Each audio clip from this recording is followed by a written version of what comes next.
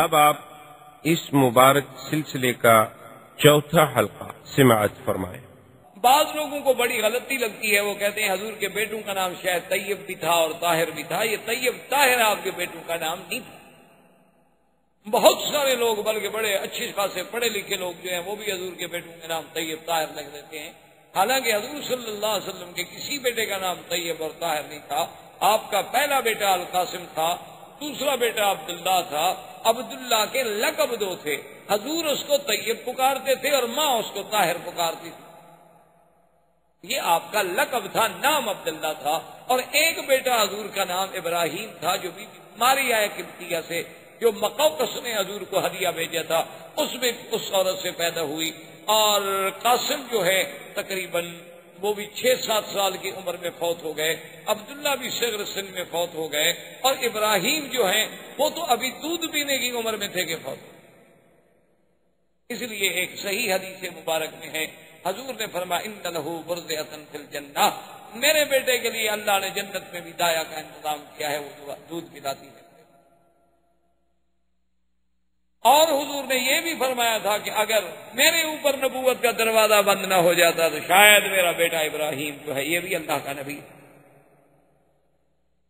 اتنی شان۔ اور آپ کی 4 بیٹیاں تھیں، سیدہ فاطمہ، سیدہ زینب، سیدہ رقیہ، سیدہ ام کلثوم رضوان اللہ تعالی علیہن اجمعین۔ یہ سب کے سب جو ہیں بی بی خدیجہ کی۔ اور اسی سے دشمنان اسلام، دشمنان دین کا یہ پراپگنڈا کہ حضور نے اتنی شادیاں کی اور حضور نے اتنی شادیاں کی اور حضور نے اتنی شادیاں کی، جیسے رشدی بدبخت نے لکھا، تسلیمہ نسرین نے لکھا، اور اسی قسم کے ملعونین جن کو اصل میں تو بغض ہے اسلام سے اور دین محمد مصطفیٰ صلی اللہ علیہ وسلم سے، اور پھر وہ الزام لگانے میں بہانوں کی تلاش میں ہوتے ہیں کہ کوئی ہمیں موقع مل جائے تو ان نے یہ ثابت کرنے کے لیے کہ دیکھو جی ہمارے نبی عیسیٰ علیہ السلام نے تو ایک بھی شادی نہیں کی اور حضور پاک نے تو 11 شادیاں فرمائیں، تو نعوذ باللہ آپ کو تو بس عورتوں کا ہی ہر وقت خیال تھا کہ جہاں گئے شادی کر لی، جہاں گئے شادی کر لی۔ تو یہ ایک الزام ہے جس کی کوئی حقیقت۔ آپ خود اندازہ فرمائیں کہ آپ کے بچے کی عمر اگر 25 سال ہو تو آپ اس کے لیے 40 سال کی بیوی نہیں ڈھونڈتے۔ اور خاص طور پہ آپ تو ڈاکٹر ہیں ماشاءاللہ، پڑھے لکھے لوگ ہیں، سمجھدار ہیں، آپ دیکھ لیں کہ سرزمین مکہ کی گرمی ہو تو 40 سال کی عمر کے بعد عورت میں رہتا کون سی جوانی رہتی؟ چلو ٹھنڈے علاقے کی عورتیں تو پھر بھی بیچاری کچھ لمبی زندگی گزار لیں گی، لیکن سرزمین مکہ کی گرمی ہو اور یہاں پر کھجور کی غذا ہو تو 40 سال کے بعد عورت میں باقی کیا رہ جاتا ہے کہ نعوذ باللہ اس کے لیے محض شہوانی جذبے سے شادی کی جائے، پھر آدمی کنواری لڑکی سے شادی کرے۔ اور حضور نے تو جب تک بی بی خدیجہ زندہ رہی 25 سال تک اور کوئی شادی نہیں، یعنی حضور صلی اللہ علیہ وسلم کی عمر 25 سال، زوجہ کی عمر 40 سال، اور حضور پھر 50 سال کی عمر پہ پہنچ گئے اور آپ نے کوئی شادی نہیں کی۔ تو جو جوانی کا حصہ تھا حضور کا وہ تو سارا بی بی خدیجہ کے ساتھ گزر گیا۔ تو جس سے ثابت ہوا کہ حضور کی کوئی شادی جو تھی دراصل وہ اپنے منشے سے نہیں تھی، بلکہ یہاں بھی میرے اللہ کی نگرانی تھی اور اللہ کے فیصلے۔ اس لیے حضور صلی اللہ علیہ وسلم کی بعد میں شادی ہوئی بی بی عائشہ سے، بعد میں شادی ہوئی بی بی صفیہ سے، بی بی ام سلمہ سے، وہ بھی بوڑھی عورت تھی، بی بی سودا سے، وہ بھی بوڑھی عورت تھی۔ بی بی صفیہ سے کیوں ہوئی کہ خیبر کے سردار کی بیٹی تھی۔ سب لوگوں نے کہا کہ حضور سردار کی بیٹی، اچھا ہے کہ اگر آپ نے کسی اور کو دینا ہے باندی بنا کے تو بہتر ہے اپنی باندی بنا لے تاکہ کچھ تم سرداروں کی عزت ہو جائے۔ تو حضور صلی اللہ علیہ وسلم اس بنا پہ شادی کی۔ اور پھر سب سے بڑی بات یہ ہے کہ جس نبی کے اٹھنے پہ سونے پہ بھی اللہ کا پہرا ہو، اس پیغمبر کی شادیاں منشاء خداوندی کے بغیر کبھی ہو سکتی؟ یہی وجہ تھی کہ جب سیدہ عائشہ صدیقہ رضی اللہ تعالی عنہا پہ تہمت لگی، منافقین نے تہمت لگا دی، تو حضور صلی اللہ علیہ وسلم نے بڑا لمبا واقعہ ہے، قرآن میں بھی موجود ہے، حضرت عمر سے پوچھا کہ عمر تمہاری کیا رائے ہے کہ بی بی عائشہ پہ تہمت لگا دی گئی ہے، میں اس کا کیا کروں؟ بی بی عائشہ کو چھوڑ دوں، طلاق دے دوں، کیا حل کروں؟ تو حضرت عمر نے کہا حضور کہنے یہ آپ کا داخلی معاملہ ہے، اس میں یہ حق نہیں ہے دخل دینے کا، لیکن اگر آپ سے رائے لیتے ہیں تو مجھے بھی اجازت ہے کہ میں آپ سے 1-2 باتیں پوچھ لوں، آپ ناراض تو نہیں ہوں گے؟ حضور نے فرمایا کہ نہیں۔ تو حضرت عمر نے پوچھا کہ یا رسول اللہ، بی بی عائشہ سے جو شادی ہے یہ آپ نے اپنے منشے سے کی ہے یا حکم خداوندی سے؟ تو حضور نے فرمایا کہ نہیں، اللہ کا حکم ہے، وہ تو جبریل اس کی تصویر لے کر بھی میرے پاس آئے تھے، یہ تو اللہ کا حکم ہے۔ تو اس نے کہا حضور ہمیں اپنے بیٹوں کے لیے اچھی لڑکی مل جاتی ہے، اللہ کو اپنے نبی کے لیے پاک لڑکی نہیں ملی، ایک غلط لڑکی ڈھونڈ لی اللہ نے آپ کے لیے، یہ تو پھر اللہ میں نقص ہوا، اور اللہ تو ہر نقص سے پاک ہے۔ اور اس کے بعد نے کہا حضور مجھے ایک دوسرا سوال بتا دیں، پھر آپ کی مرضی جو فیصلہ کریں، آپ کے بدن مبارک پر یہ اڑتی ہوئی مکھی جو ہے گندی ہے بیٹھتی ہے؟ حضور نے فرمایا کہ نہیں۔ نے کہا حضور آپ پر اللہ گندی مکھی تو نہیں بیٹھنے دیتے، آپ کے بستر پر ناپاک عورت کو بیٹھنے دیں؟ رسول اللہ، حضور کا چہرہ کھل۔ حضور نے فرمایا عمر تمہاری رائے بڑی عجیب ہے، اور گھر پہنچے اور اللہ کا قرآن نازل ہو گیا بی بی عائشہ کی صفائی میں۔ تو اس لیے میرے کہنے کا مقصد یہ تھا کہ اگر صرف سیرت رسول کے اس پہلو پہ آپ غور کریں کہ حضور کی شادیاں کیوں ہوئیں، کب ہوئیں، کیا عمر تھی، تو آپ حیران ہو جائیں گے کہ یہ بھی سیرت کا ایک عظیم پہلو ہے جس کو دشمنوں نے حضور پر اعتراض کا ذریعہ بنا دیا۔ اللہ تبارک و تعالی آپ کو مجھے حضور کی سیرت پہ چلنے کی توفیق دے۔ اللہم صلی علی سیدنا محمد وعلی آل سیدنا محمد۔ برادران اسلام، دروس سابقہ میں ہم نے سیرت پاک صلی اللہ علیہ وسلم، سیرت سیدنا محمد مصطفیٰ حبیب کبریا صلی اللہ علیہ وسلم کے کچھ پہلوؤں پہ بات کی تھی۔ حضور صلی اللہ علیہ وسلم کی ولادت مبارکہ کا ذکر، پھر حضور صلی اللہ علیہ وسلم کی رضاعت مبارکہ، پھر آپ کا مکہ مکرمہ میں واپس تشریف لے آنا، عبد المطلب کی کفالت کا زمانہ، اور اس کے بعد پھر حضور صلی اللہ علیہ وسلم کا عبد المطلب کی موت کے بعد اپنے چچا ابی طالب کی کفالت میں آنا، اور ابی طالب کی کفالت کے زمانے میں ہی حضور صلی اللہ علیہ وسلم کا پہلا سفر، اور اس کے بعد حضور صلی اللہ علیہ وسلم کا تجارتی امور کے لیے شام کا سفر، اور اس میں میسرہ غلام سیدہ خدیجہ رضی اللہ تعالی عنہا کا مشاہدہ احوال رسول پاک صلی اللہ علیہ وسلم، اور اس سے متاثر ہو کر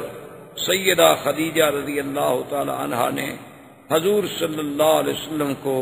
خود دعوت نکاح پیش کی، اور حضور صلی اللہ علیہ وسلم نے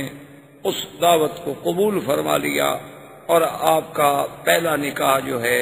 وہ سیدہ خدیجہ رضی اللہ تعالی عنہ سے سر انجام پایا۔ یہاں تک ہم نے باتیں عرض کی۔ اصل میں 2-4 روز سے مجھے تکلیف تھی، 1-2 دن حرم میں درس بھی 2 درس نہیں ہو سکے، لیکن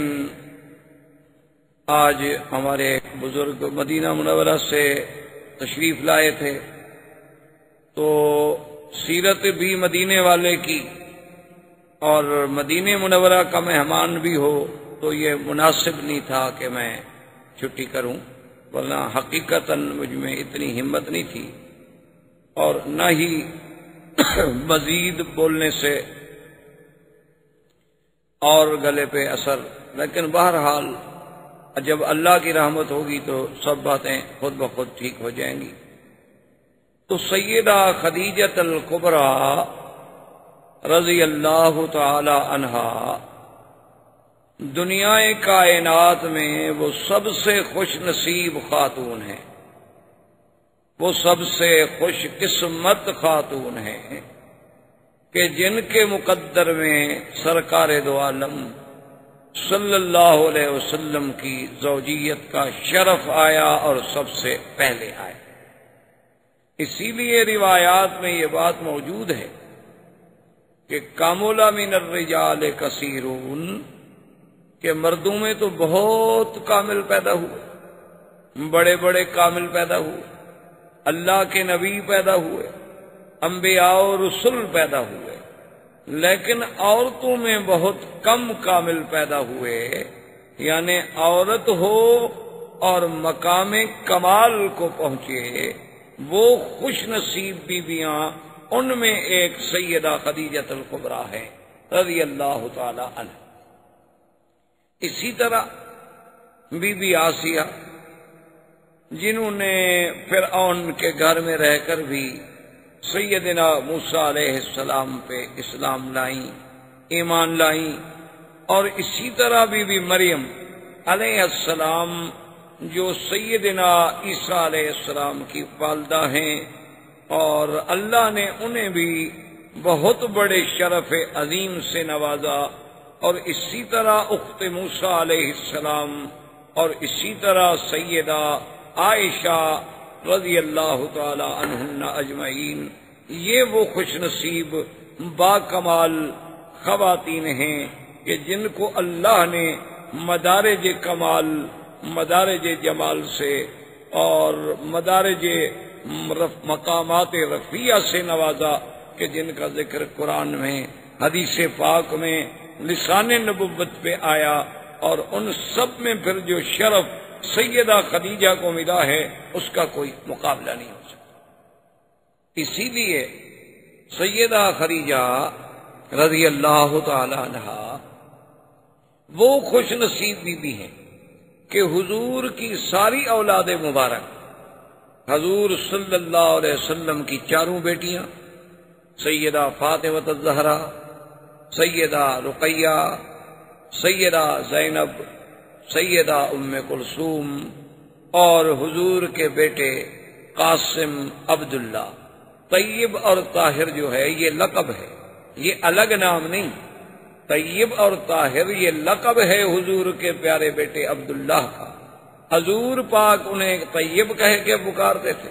اور بی بی خدیجہ انہیں طاہر کہہ کے پکارتی تھی، ورنہ نام ان کا عبداللہ تھا۔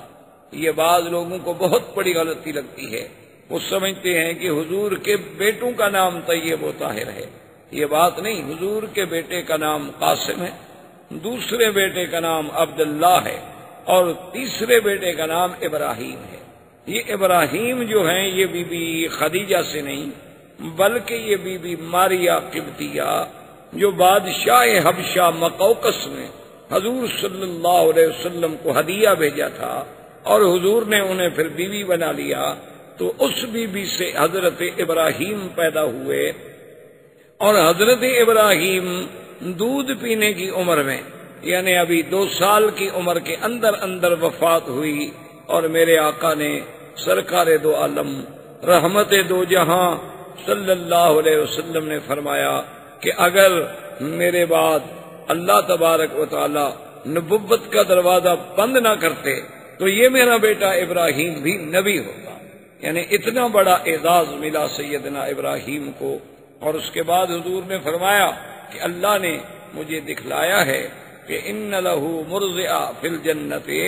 کہ جنت میں اللہ نے اس کی دودھ پلانے والی کا انتظام کیا ہے جو میرے بچے کو دودھ پلاتی ہے۔ اتنا بڑا اعزاز، تو یہ ساری اولاد جو ہے حضور کی وہ سیدہ خدیجہ الکبریٰ سے۔ اور اسی طرح سیدہ خدیجہ کے بارے میں سیدہ عائشہ صدیقہ بنت الصدیق رضی اللہ تعالی عنہ فرماتی ہیں کہ ما غرت علی احد من نساء رسول اللہ صلی اللہ علیہ وسلم، میں نے کسی عورت پہ اتنی غیرت کبھی نہیں کھائی جتنی بی بی خدیجہ پہ مجھے غیرت آتی تھی۔ تو ازواج مطہرات نے سوال کیا، انہوں نے کہا کہ یا امہات المؤمنین، آپ کو بی بی خدیجہ پہ غیرت کھانے کا کیا مطلب؟ حالانکہ بی بی خدیجہ تو آپ کی شادی سے بھی پہلے وفات فرما گئی، ان کی وفات تو مکہ مکرمہ میں ہو گئی اور آپ کی شادی مدینہ منورہ میں ہوئی۔ تو جب آپ نے اس بی بی کا زمانہ ہی نہیں دیکھا، چلو بیویوں میں ہوتا ہے، یعنی 2 شوقنوں میں اس قسم کا جلن ہو جاتا ہے، یہ نیچر ہے، فطرتی بات ہے، لیکن آپ نے تو اس بی بی کا زمانہ ہی نہیں دیکھا، تو آپ کو کیا تکلیف ہوئی؟ تو بی بی عائشہ فرماتی ہیں لکثرت ذکر رسول اللہ صلی اللہ علیہ وسلم، کہ میرے محبوب کا ہر وقت اس کا ذکر کرنا کہ ہاکذا قالت خدیجہ، ہاکذا فعلت خدیجہ، خدیجہ نے یہ کہا، خدیجہ نے یہ کہا، خدیجہ نے یہ کہا، خدیجہ نے یہ کہا، تو جب محبوب کی زبان سے کسی دوسرے کا نام سنوں تو غیرت تو آتی ہے. تو اس لیے مجھے بی بی خدیجہ رضی اللہ تعالی عنہا پہ سب سے زیادہ غیرت آتی تھی کہ جب حضور کو کوئی ہدیہ پہنچتا، کوئی چیز آتی، فرماتے کہ خدیجہ کی سہیلیوں کو بھیجو، فلاں خدیجہ کی بہن بنی ہوئی تھی اس کو بھیجو. تو ایک دن بی بی عائشہ جوش میں آ گئیں اور انہوں نے کہا کہ یا رسول اللہ صلی اللہ علیہ وسلم، ایک مدت بیت گئی، بی بی خدیجہ فوت ہو گئی اور پھر وہ بیوہ عورت تھی، ان کے آپ سے پہلے 2 شوہر تھے، دونوں شوہروں سے اولاد تھی، تو ایک بوڑھی عورت کو آپ اتنا یاد کرتے ہیں. ہر وقت فرماتے ہیں کہ خدیجہ نے یہ کہا فغضب رسول اللہ صلی اللہ علیہ وسلم، حضور ناراض ہو گئے. حضور نے فرمایا عائشہ تمہیں پتا ہے تم لوگ تو اس وقت میرے پاس آئے ہو جب اللہ نے مجھے عزت دی، اللہ نے مجھے طاقت دی، اور خدیجہ نے اس وقت میرا ساتھ دیا جب اللہ کے سوا میرا کوئی نہیں تھا. تو خدیجہ کے تو مجھ پہ احسان ہے، میں کیسے خدیجہ کو بھول سکتا ہوں. تو خدیجہ محسنہ محمد مصطفیٰ ہے اور محسنہ اسلام ہے، اور اول من اسلمت، اور سب سے پہلے اسلام لانے والی ہستی سیدہ خدیجۃ الکبریٰ رضی اللہ تعالی عنہا. اور آپ کا نکاح جو ہے وہ ابو طالب نے خطبہ پڑھا، اور اس پہ گواہی دینے والوں میں حضرت ابو بکر بھی موجود ہیں، اسد بن عزا بھی ہیں، اور سیدنا حمزہ بھی رضی اللہ تعالی. حضور صلی اللہ علیہ وسلم کے نکاح کے بعد سیدہ خدیجۃ الکبریٰ سے آپ کا جو تعلق اور آپ کی جو مودت اور آپ کی جو حسن عشرت اور آپ کا جو حسن خلق، وہ ایک ایسا مثالی تھا کہ جس کی دنیا کوئی مثال نہیں پیش کر سکتی. اور اسی ضمن میں ایک بات یہ بھی ساتھ عرض کر دوں کہ بعض دشمنان اسلام، بعض دشمنان دین، خاص طور پہ یہودی صہیونی مستشرقین، ان کے بڑے بڑے قلمکار، بڑے بڑے رائٹر ان باتوں پہ مسلمانوں کو دھوکہ دیتے ہیں کہ دیکھو جی ان کے پیغمبر نے اتنی شادیاں کی اور اتنی نکاح کیے اور اتنی عورتیں رکھی اور نعوذ باللہ ثم نعوذ باللہ، کہ یہ زبان ادا نہیں کر سکتی وہ الفاظ جو دشمنان دین الزام لگاتے ہیں. حالانکہ یہ بات سمجھ لیں کہ یہ محض الزام ہے. جیسے کہ ایک ہندو نے بھی ایک کتاب لکھی تھی رنگیلا رسول، جس کو غازی علم الدین شہید نے جسے قتل کیا تھا، اس بدبخت نے حضور صلی اللہ علیہ وسلم کے اسی کثرت ازواج، تعدد ازواج کو نشانہ بنایا تھا. اور اس دور میں جیسے رشدی نے حضور صلی اللہ علیہ وسلم کی ازواج کو نشانہ بنایا، اسی طرح اور بھی دنیا میں کئی ایسے لوگ ہیں جو یہودی الاصل ہیں، یہودی النسل ہیں، یا عیسائی ہیں، یا وثنی ہیں، یا ہندو ہیں. ایسے بدبخت پیدا ہوئے کہ جنہوں نے لوگوں میں یہ تاثر دیا کہ حضور پاک نے اتنی شادیاں کر لیں اور حضور کو تو بس یہی تمنا تھی، اور نعوذ باللہ آپ کی طبیعت کا میلان اسی طرف زیادہ تھا. تو اس بات کو سمجھیں کہ یہ محض الزام ہے. نمبر 1، سب سے پہلے تو آپ اس ماحول پہ غور کریں جس ماحول میں سرکار دو عالم پیدا ہو. یہ زیادہ شادیاں کرنا یہ کوئی نئی بات نہیں تھی. پہلے جتنے انبیاء گزرے ہیں، پہلے جتنے پیغمبر گزرے ہیں، ان میں بھی ایسے نبی گزرے جن کی 100 بیوی تھی، جیسے حضرت سلیمان علیہ السلام. اسی طرح اور انبیاء گزرے جن کی ان سے بھی زیادہ ازواج مطہرات. اور اس ماحول میں عام لوگوں کی بھی بیویاں ایک کے بجائے متعدد ہوتی تھیں. تو اس زمانے میں پہلی بات تو یہ ہے کہ یہ عقلاً اور رواجاً کوئی عیب نہیں تھا. اصل میں بعض چیزیں ایک ملک میں عیب ہوتی ہیں اور دوسرے ملک میں عیب نہیں ہوتی. مثلاً آج کل ہم انڈو پاک میں کیونکہ ہندو تہذیب سے متاثر ہیں، ہمارے لوگوں نے ہندوؤں کے ساتھ مل کے زندگی گزاری، ان کا آپس میں ملنا جلنا رہنا سہنا، جس کا نتیجہ یہ نکلا کہ ہندو تہذیب کے اثرات جو تھے وہ مسلمانوں پہ آ گئے کہ ہمارے ہاں بھی دوسری شادی ایک جرم بن گئی، دوسری شادی کرنے والا مجرم بن گیا، اور دوسری شادی کرنا نعوذ باللہ ایک اتنا بڑا گناہ کا کام ہو گیا اتنا بڑا جرم سمجھا گیا کہ اس کو برادری سے، قوم سے، قبیلے سے کاٹ دیا جاتا ہے کہ اس نے دوسری شادی کر لی اور اس نے دوسری شادی کر دی۔ حالانکہ آج بھی آپ دیکھیں عرب میں ایسے قبائل موجود ہیں جن کی 4 بیویاں ہیں، ایک گھر میں رہتی ہیں، ایک جگہ کھانا کھاتی ہیں، ایک سفرے پہ بیٹھ کے روٹی کھاتی ہیں، ایک جیسے کپڑے پہنتی ہیں اور ایک دوسرے کے بچوں کو سنبھالتی ہیں۔ اس کے بچے اس کو ماں کہتے ہیں اور اس کے بچے اس کو ماں کہتے ہیں۔ کوئی تضاد نہیں، کوئی تعارض نہیں، کوئی جھگڑا نہیں، کیونکہ ان پر ہندو کا غلبہ نہیں، اسلام کا غلبہ ہے، اور ہم پر تہذیب ہندوانہ کا غلبہ ہے، جس کی وجہ سے ہمارے ہاں دوسری شادی کرنا جو ہے وہ بہت بڑا جرم بن گیا۔ اور اسی طرح یورپ میں بھی آپ دیکھ لیں۔ اور بدقسمتی یہ ہے کہ جن قوموں کے نزدیک زنا جرم نہیں، وہی شادی پہ اعتراض کرتے ہیں۔ یعنی آپ دیکھیں دشمن کی دو رنگی چال ملاحظہ کر کہ ایک طرف تو اس کو مرغی پہ ذبح کرنا جو ہے اس پہ رحم آتا ہے، کرنٹ سے مارتا ہے کہ مرغی کو تکلیف نہ ہو، اور دوسری طرف اگر سوفو میں، بوسنیا میں، چیشان میں، کشمیر میں، افغان میں، بلکہ ناگاساکی اور ہیروشیما میں اللہ کی مخلوق کو تباہ کر دیا جائے کروڑوں اور لاکھوں کے حساب سے، وہاں رحم نہیں آتا۔ جن لوگوں نے اپنے آپ کو اتنی اوپن کیا ہوا ہے کہ جن کے نزدیک زن زر زمین کا کوئی قانون ہی نہیں ہے،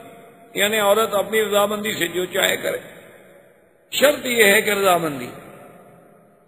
ان کے نزدیک شادی پہ اعتراض ہے۔ اور اس کا نتیجہ کیا نکلا؟ آپ نے چند دن پہلے پڑھا ہوگا اخبار میں کہ اس وقت امریکہ جو اپنے آپ کو ایک سپر پاور اور پتہ نہیں کس کس زوم میں مبتلا ہے، جس نے پوری دنیا کی چوکیداری کے فرائض سنبھال لیے ہیں کہ ساری دنیا پہ ہمارا نیو ورلڈ آرڈر چلے گا، ساری دنیا پہ فلاں آدمی کا جو ہے کھڑا کیوں ہوا، یہ آدمی بیٹھ کیوں گیا اور یہ آدمی جو ہے سو کیوں گیا، یہ بھی ہم سے پوچھا جائے۔ جس کا یہ عالم ہے، وہاں 10 لاکھ لڑکیاں نکاح سے پہلے چھوٹی عمر میں حاملہ ہوتی، ہر سال 10 لاکھ، اور ہر سال 10 لاکھ حرامی بچہ پیدا ہو، 50 سال میں کتنے ہو جائیں گے آپ حساب کر لیں، پھر ان کا عدد دیکھ لیں ٹوٹل کہ کل آبادی کتنی ہے، اور ہر سال 10 لاکھ حرامی بچوں کا اس میں اضافہ ہوتا ہے۔ اس سے خود اندازہ کر لیں کہ وہ قوم جن کو اپنی نسل کا علم نہیں، اعتراض کرتے ہیں حضور صلی اللہ علیہ وسلم پر، یہ کتنی بڑی بدقسمتی۔ دوسری بات یاد رکھیں کہ حضور صلی اللہ علیہ وسلم نے 11 نکاح کیے۔ حضور صلی اللہ علیہ وسلم کی ازواج مطہرات 9 تھیں جس وقت میرے آقا اس دنیا سے تشریف لے گئے۔ آپ کی 9 بیویاں زندہ موجود۔ یہ 2 باتیں ذہن میں رکھ لیں۔ تیسری بات یہ ذہن میں رکھ لیں کہ ہر مسلمان کا یہ عقیدہ ہے کہ حضور صلی اللہ علیہ وسلم کا کوئی کام، کوئی عمل، کوئی حکم، کوئی فرمان اللہ کے بغیر ہوتا ہی نہیں۔ تو اس کا مطلب یہ ہوا کہ حضور صلی اللہ علیہ وسلم کے نکاح، حضور صلی اللہ علیہ وسلم کی شادیاں، حضور صلی اللہ علیہ وسلم کی ازواج مطہرات، یہ بھی اللہ کے حکم سے نکاح سر انجام ہوئے۔ تو جب اللہ کا حکم ہو تو اللہ کا رسول اپنے حکم، خدا کے حکم کو کیسے توڑ سکتے ہیں؟ یہ بات ذہن میں رکھ لیں۔ اور اس کے ساتھ اب سیرت کا بھی ایک پہلو دیکھیں۔ سارے قرآن میں آپ نظر ڈالیں، پہلے تو نظام عالم یہ ہے، سنت اللہ یہ ہے کہ اللہ قرآن میں عورتوں کا ذکر زیادہ نہیں فرماتے، بلکہ وہ مردوں کے تابع ہو کے ایک حکم عام دے دیا جاتا۔ لیکن کہیں کہیں یہاں ذکر بھی آیا تو وہاں لفظ امرأہ استعمال کیا گیا۔ یاد رکھو، ایک لفظ ہے امرأہ، ایک لفظ ہے زوجہ۔ ان دونوں لفظوں میں جو فرق ہے وہ لغت کے ماہرین عرب سمجھتے ہیں کہ زوج، زوجہ، زوجہ جو ہے یعنی یہ ایک برابری کا لفظ ہے۔ زوج 2 عدد، جو دونوں چیزیں برابر ہیں اس کو کہتے ہیں زوج۔ تو زوجہ اور زوج یعنی گویا کہ یہ دونوں ایک ہی گاڑی کے 2 پہیے ہیں اور برابر ہیں۔ امرأہ میں وہ معنی نہیں ہوتا، اس میں آتا ہے مطلقاً عورت۔ امرأہ کا معنی ہوتا ہے مطلق عورت، زوجہ کا معنی ہوتا ہے کہ زوج کی برابری کرنے والی عورت. دونوں کو ذرا سمجھنے کی کوشش کریں. اچھا اب دیکھو، ایک آدمی اگر عرب میں مثلا دوسری شادی کر لے اور اس کے بچے سے پوچھو تو وہ بھی یہ عورت کیا ہے، وہ کہے گا امی، یہ میری ماں ہے. دوسری عورت کے بارے میں پوچھو کہ یہ کون ہے، وہ کہے گا امراۃ ابی، وہ کہے گا یہ میرے باپ کی بیوی ہے. حالانکہ بات تو ایک ہے کہ ہر باپ کی بیوی اس کے لیے کیا ہے، ماں ہے، لیکن وہ دونوں میں فرق کرتا ہے. وہاں تو کہے گا امی یا کہے گا زوجۃ ابی، اور یہ کون ہے، امراۃ ابی، یہ میرے باپ کی عورت ہے. کیونکہ جو لفظ زوجہ اور ماں کے اندر مقام تھا وہ لفظ امرا میں نہیں، تو وہ آخر دوسری عورت کو اپنی ماں کا مقام تو نہیں دے سکتا جو اس کی حقیقی ماں ہے. اس کا مرتبہ کیسے وہ دے سکتا ہے؟ ٹھیک ہے اس کے باپ نے شادی کر دی،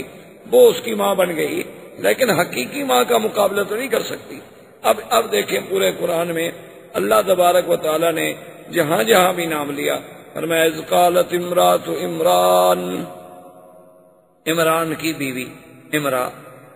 ضرب اللہ مثلا للذین کفروا امرأۃ نوح وامرأۃ لوط. اللہ نے مثال بیان کی حضرت لوط کی بیوی اور حضرت نوح کی بیوی، لیکن امرأۃ نوح، امرأۃ لوط. نوح بھی پیغمبر، لوط بھی پیغمبر، لیکن ان کی بیویوں کو قرآن کیا کہتا ہے، امرأۃ نوح امرأۃ لوط.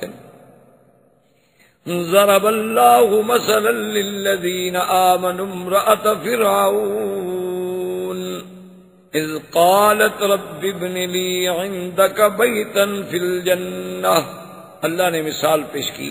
کہ فرعون کی بیوی امرأۃ فرعون، حالانکہ بی بی آسیہ بڑی شان والی بیوی ہے، لیکن قرآن کیا کہتا ہے، امرأۃ.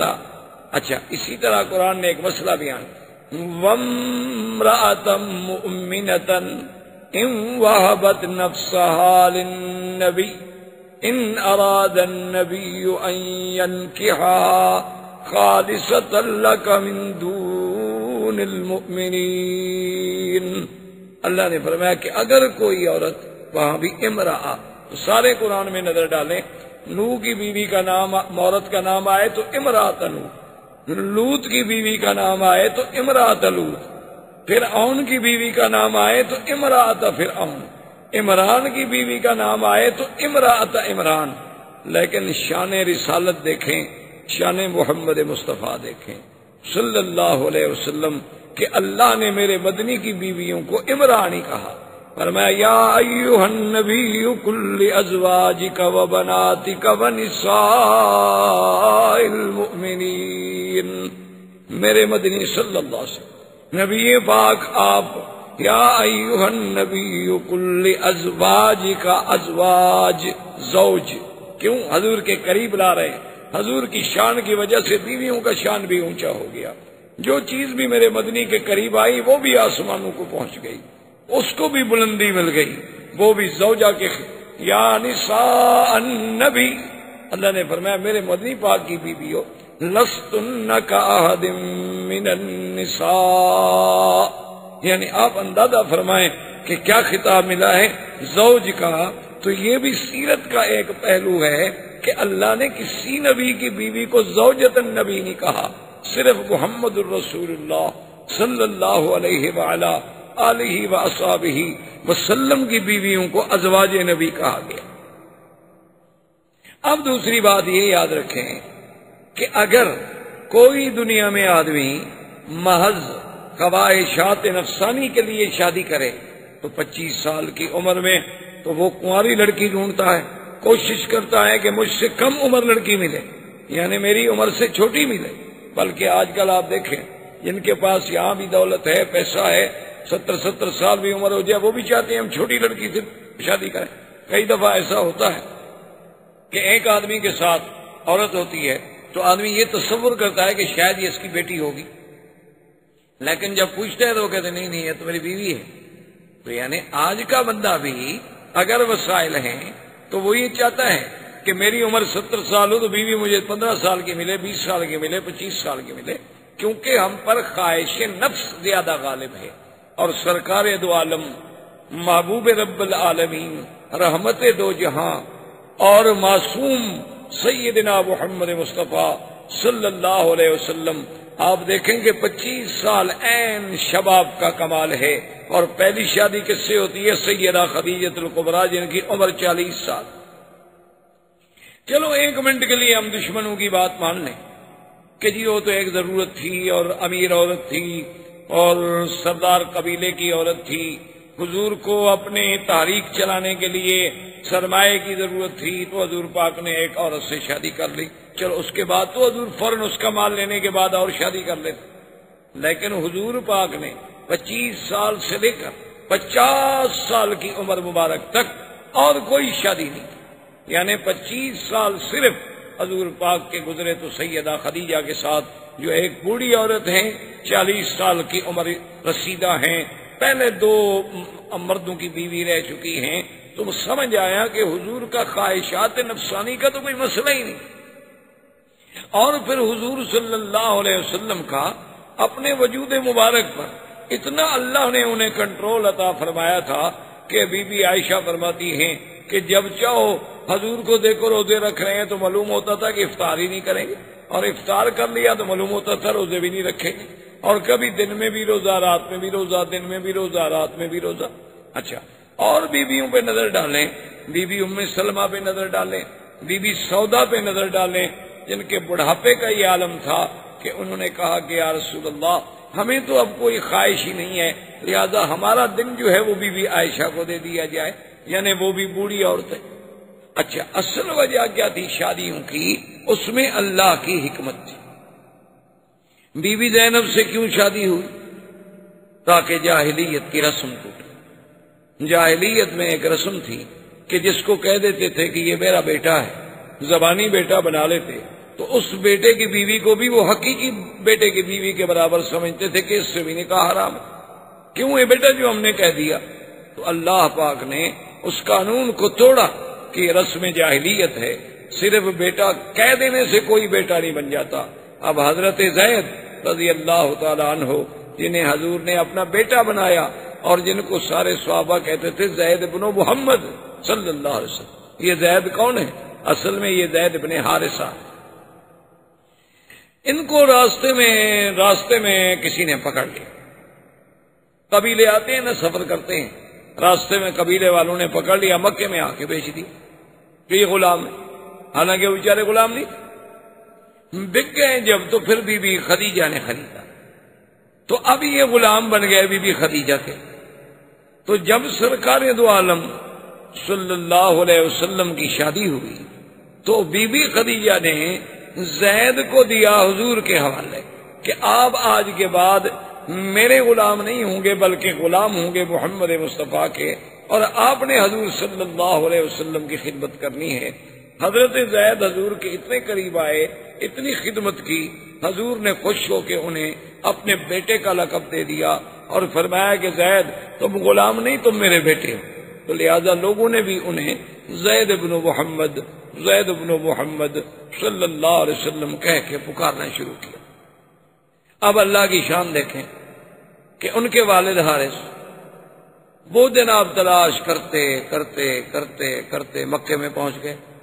اور انہیں پتہ لگا کہ تمہارا بیٹا تو یہاں موجود ہے زید۔ انہوں نے جا کے زید کو پکڑا، جب پکڑا تو پہچان لیا، آخر بیٹا بیٹا ہوتا ہے۔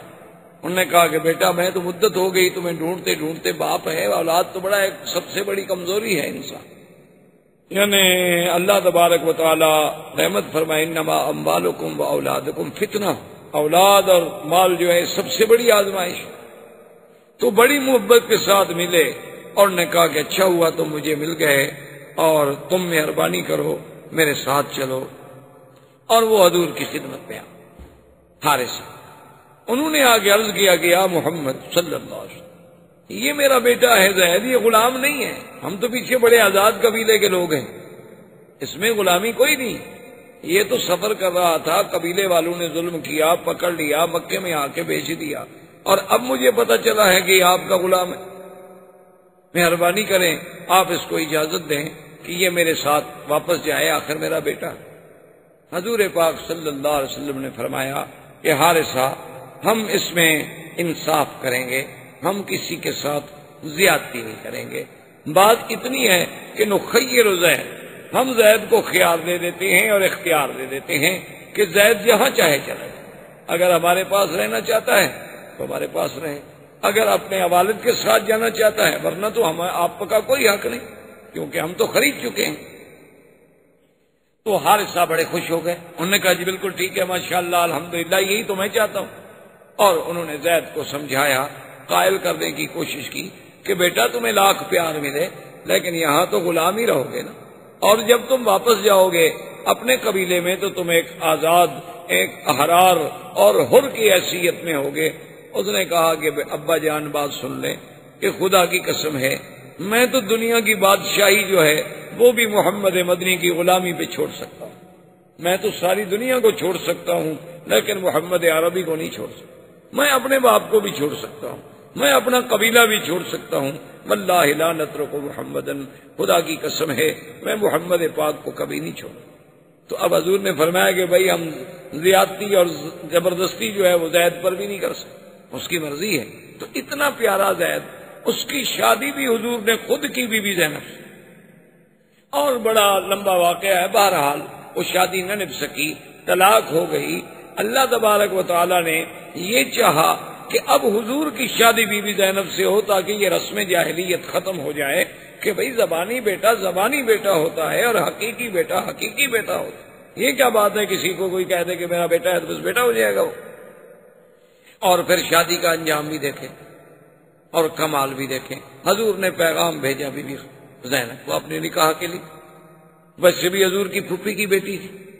اور زید کی طلاق کی وجہ سے وہ دل شکستہ بھی تھی۔ حضور نے جب پیغام بھیجا، اس زمانے کی بیویوں کی بھی شان نرالی، تو بی بی نے جواب یہ بھیجا، اس نے کہا کہ بات یہ ہے کہ حضور پاک سے تو اعلیٰ، افضل، اجمل، اکمل دنیا میں کوئی اللہ کی مخلوق میں پیدا ہوا ہی نہیں اور نہ ہوگا، لیکن میں شادی نہیں کر سکتی، استخیر ربی، میں اپنے اللہ سے جب تک مشورہ نہ کر لوں میں جواب نہیں دے سکتی ہاں میں یا نہ میں استخارہ کروں گی۔ اور استخارے کا معنی یہ ہوتا ہے کہ ہم اللہ سے پوچھ رہے ہیں کہ اللہ میاں یہ کام کریں یا نہ کریں، تو استخارے میں جو بات ہوگی میں پھر جواب۔ آدمی واپس آ گیا، اس نے آ کے یہ جواب دیا، اللہ نے قرآن نازل کیا۔ بی بی زینب کہتی ہیں کہ ما لبث الا قلیلا، تھوڑا سا وقت گزرا تھا کہ میں حیران ہوئی کہ حضور میرے گھر میں آئے اور بغیر پوچھے اندر تشریف لے آئے، اجازت بھی نہیں لی، اذن بھی نہیں مانگا۔ تو میں حیران ہو گئی کہ اللہ کا نبی کسی کے گھر میں آئے اور بغیر اذن، بغیر اجازت کے اندر تشریف لے آئے، یہ کیا ہو گیا؟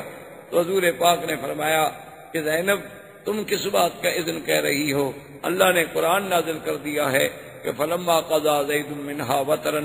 زوجناکها لکی لا یکون علی المؤمنین حرج، کہ محمد پاک ہم نے تمہارا نکاح عرشوں سے کر، اس لیے بی بی زینب کہا کرتی تھی باقی بیویوں سے کہ تم کس بات پہ میرا مقابلہ کرتی ہو؟ تمہارے نکاح تو ماں باپ نے کیے اور تمہارے نکاح زمین پہ ہوئے، یہ تو میں ہی ایک عورت ہوں جس کا نکاح اللہ نے کیا اور عرش پہ ہوا۔ تو اب بتائیں جناب، یہ نکاح اللہ کے حکم سے ہوا، اس میں حضور صلی اللہ علیہ وسلم کی تمنا کا، بلکہ حضور تو چاہتے تھے کہ یہ نہ ہو، حضور تو یہ چاہتے تھے کہ زید طلاق نہ دے، یہ رشتہ قائم رہے، لیکن اللہ کے حکم سے رشتہ ہوا۔ اسی طرح آپ دیکھ لیں بی بی صفیہ، جب خیبر فتح ہو گیا اور اللہ نے مسلمانوں کو غلبہ دیا، یہودی زیر نگیں آ گئے، انہوں نے جزیہ دینا طے کر لیا، خیبر کے تمام قلعے فتح ہو گئے، تو بی بی صفیہ جو ہیں یہ خیبر کے سردار کی بیوی تھیں اور ایک بہت بڑے سردار کی بیٹی تھی، بہت بڑے سردار کی بیٹی۔ وہ مال غنیمت میں جب آئیں تقسیم میں، حضرت دہیہ حضور صلی اللہ علیہ وسلم کے صحابی ان کے حصے میں آ گئے۔ تھوڑی دیر کے بعد کچھ صحابہ حضور کی خدمت میں آئے، انہوں نے کہا کہ یا رسول اللہ صلی اللہ علیہ وسلم، اللہ نے ہمیں عزت دی، غلبہ دیا، نصرت دی، فتح دی، بہرحال یہودی کچھ بھی ہوں اہل کتاب تو ہیں، اور پھر وہ اس وقت ختم ہو گئے، ان کی قوت ختم ہو گئی، مدینے سے نکال دیے گئے، خیبر میں آئے، خیبر میں ذلیل ہو گئے، مسلمانوں کے باج گزار بن گئے، لیکن صفیہ ایک بہت بڑے سردار کی بیٹی، بہت بڑے رئیس کی بیٹی، اور ایک بہت بڑے سردار کی بیوی، اگر آپ اس سے خود شادی فرما لیتے تو کم از کم ان کی شان رہ جاتی، ان کی دلجوئی ہو جاتی، اور یہی بات جو ہے شاید ان کے اسلام میں آنے کا ذریعہ بن جاتی۔ حضور صلی اللہ علیہ وسلم نے فرمایا کہ ہاں بات تو ٹھیک ہے، لیکن وہ تو دیا کے حصے میں آ گئی، میں تو اپنے صحابی سے کچھ کہنے کے لیے تیار نہیں ہوں، جس کے مقدر میں نصیب میں تھی باندھی اسی کو مل گئی۔ صحابہ نے حضرت دیا سے پوچھا تو نے کہا واللہ، اب دیکھیں سارا سلسلہ قدرت کی طرف سے ہو، انہوں نے کہا واللہ، انہوں نے کہا خدا کی قسم ہے میں نے تو اس وقت تک بی بی صفیہ کو دیکھا ہی نہیں، باوجود اس کے وہ میرے حصے میں آ گئی، لیکن میں نے تو نظر ہی نہیں پڑی۔ اگر حضور چاہتے ہیں تو میرا تو اپنا جسم و جان قربان ہے، چاہے جائے کہ ایک جاریہ، ایک غلام لڑکی جو مجھے ملی ہے میں حضور کے لیے قربان نہ کر سکوں، یہ کوئی بات ہے؟ تو بہرحال حضور صلی اللہ علیہ وسلم نے اس وجہ سے شادی کی۔ اب اس بات کو دیکھیں کہ جب شادی ہو گئی تو بی بی صفیہ کے چہرے پر ایک نشان، تو سرکار دو عالم رحمت للعالمین حبیب کبریا حضرت محمد مصطفیٰ صلی اللہ علیہ وسلم، آپ نے ایک دن پوچھا کہ صفیہ ما ھذا، یہ کیا نشان ہے؟ اس نے کہا حضور نہ پوچھیں تو اچھا ہے۔ حضور نے فرمایا اب تو میں نے پوچھ لیا۔ انہوں نے کہا حضور پھر آپ کو شاید میرا جواب ناگوار گزرے، آپ نے فرمایا وہ بھی نہیں، جو بات ہے بتا دو۔ انہوں نے کہا حضور بات یہ ہے اتنا عرصہ قبل میں نے خواب دیکھا تھا کہ ایک آسمان سے چاند اترا ہے اور میرے ساتھ آ کے بستر پہ لیٹا ہے، یہ میں نے خواب دیکھا۔ تو صبح میں نے یہ خواب جو ہے اپنے شوہر کو بتلایا کہ میں نے رات یہ خواب دیکھا ہے کہ آسمان سے ایک چاند آتا ہے اور آ کے میرے پہلو میں میرے بستر پہ لیٹ جاتا ہے، تو میرے خامد نے غصے میں آ کے مجھے مارا تو یہ میرا زخم ہو گیا۔ اس نے کہا اچھا حل تریدین ازواجک بمحمد، یہ خواب تم اس لیے دیکھ رہی ہو کہ تم محمد مصطفیٰ کی بیوی بننا چاہتی ہو، حالانکہ وہ تو یہودی۔ اور چاند دیکھنے سے بھی کیا ہو گیا، ان کو پتا تھا کہ یہ چاند کی تشبیہ جو ہے اس دنیا میں اگر کسی کے ساتھ تھوڑی سی بھی مماثلت کرتی ہے تو وہ صرف حضور صلی اللہ علیہ وسلم کی ذات۔ تو اب شادی سے پہلے اس کا خواب آنا اور وہ اللہ کے حکم کے بغیر تو خواب نہیں ہو سکتا۔ اسی طریقے سے آپ دیکھیں بی بی صفیہ کے علاوہ اور بیوی جو ہے سیدہ حفصہ، اسی طریقے سے حضور صلی اللہ علیہ وسلم کی جتنی بیویاں، بی بی میمونہ،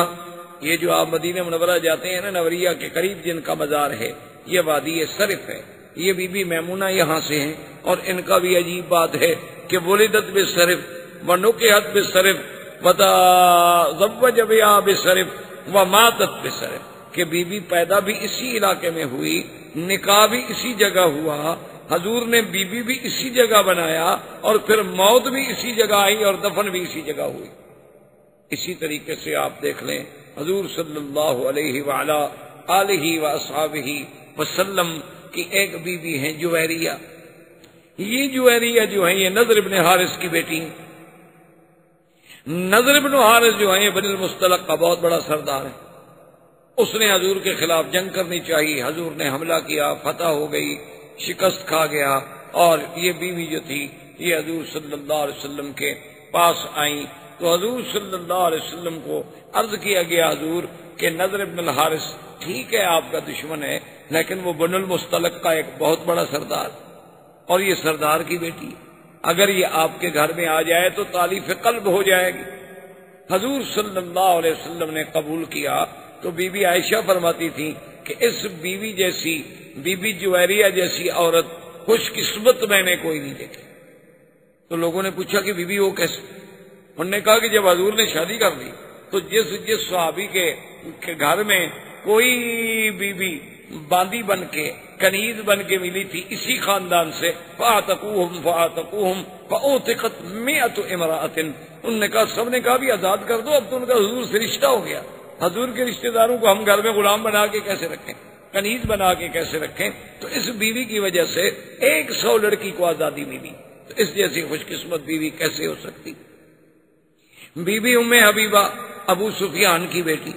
پہلا خاوند جب فوت ہو گیا، حضور صلی اللہ علیہ وسلم سے شادی ہوئی تو ایک ایک نکاح پہ آپ نظر دوڑائیں، ایک نکاح میں بھی حضور صلی اللہ علیہ وسلم کی خواہش نفسانی یا حضور صلی اللہ علیہ وسلم کی تمنا آپ کو نظر نہیں آئے گی، بلکہ اللہ کا احکام، اسلام کا پھیلانا، دین اسلام کی قوت کا ذریعہ بننا، اور وہ دین جس نے قیامت تک چلنا ہے۔ حضور کی داخلی زندگی کے بارے میں ہمیں کون خبر دے؟ یعنی خارجی زندگی تو صحابہ کے سامنے ہے، لیکن حضور کی داخلی زندگی، حضور کے گھر کی زندگی، حضور کی نیند، حضور کی تہجد، حضور کا رات کا پڑھنا، حضور صلی اللہ علیہ وسلم کا گھروں میں بیٹھنا، حسن معاشرت، یہ ساری چیزوں کا سبق کون دے سکتا تھا؟ اس لیے اللہ کو منظور یہ تھا کہ حضور صلی اللہ علیہ وسلم کی تعدد ازواج ہوں، تاکہ یہ بھی ایک ذریعہ بنے دین مصطفیٰ صلی اللہ علیہ وسلم کو پورے عالم میں پھیلے۔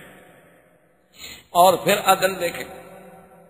اللہ نے ہر مسلمان مرد کے لیے 4 بیویوں کی اجازت دی کہ ہر آدمی 4 بیویاں کر سکے۔ قرآن پاک میں موجود ہے، فَانكِحُوا مَا طَابَ لَكُم مِّنَ النِّسَاءِ مَثْنَىٰ وَثُلَاثَ وَرُبَاعَ فَإِنْ خِفْتُمْ أَلَّا تَعْدِلُوا فَوَاحِدَةً، یعنی اگر چاہو تو 4 عورتوں سے شادی کر سکتے، بیک وقت ایک آدمی اپنے گھر میں 4 بیویاں رکھ سکتے۔ اچھا، اب اگر فرض محال ایک بیوی مر جائے، 3 ہو گئی، تو پھر 4تھی شادی اور کر سکتا۔ 2 بیویاں مر جائیں تو اب 2 شادیاں اور کر سکتا۔ فرض محال خدا نہ کرے جھگڑا ہو گیا، اس نے ایک بیوی کو طلاق دے دی، تو پھر 3 بچ گئی، تو اب ایک اور بیوی کر سکتا ہے۔ لیکن ادھر دیکھیں، اللہ نے اپنے نبی کو 9 بیویوں تک کی تو اجازت دے دی، لیکن پابندی کیا لگا دی؟ اللہ نے حکم فرما دیا کہ میرے نبی آج کے بعد آپ ان بیویوں کے بجائے اور کوئی شادی نہیں کر سکتے، کہ اس میں سے کسی کو طلاق دے دیں اور شادی کر لیں، نہیں، یا ان میں کوئی بیوی مر جائے تو اس کے بدلے میں اور بیوی لے آئے، نہیں، بس اب اللہ نے آپ کے مقدر میں یہ رکھ دی، یعنی اجازت تو 9 کی دے دی، لیکن آگے ہمیشہ کے لیے پابندی لگا دی۔ آگے اللہ تبارک و تعالی نے پابندی لگا دی۔ یہاں عام آدمی کو 4 کی اجازت تو دی، لیکن آگے پابندی نہیں لگائی۔ اور اسی طرح دیکھیں کہ ایک دفعہ حضور صلی اللہ علیہ وسلم